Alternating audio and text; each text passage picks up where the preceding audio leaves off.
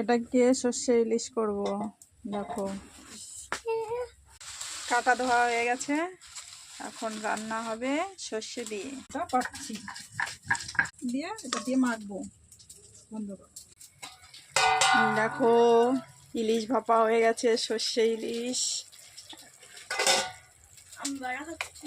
মাখানোটা তো দেখাতে পারলাম না, তার আগে একটু ফোন এসেছিল, ফোনের জন্য দেখাতে পারিনি। এটা সর্ষে দিয়ে সর্ষে ছেঁকে নিয়েছি।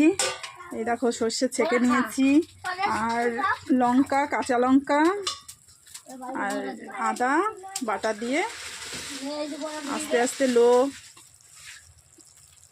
দিয়ে চালিয়ে দিচ্ছি, ব্যাস হয়ে যাচ্ছে। দেখো খুব সুন্দর হচ্ছে, খেতেও টেস্টি আসবে।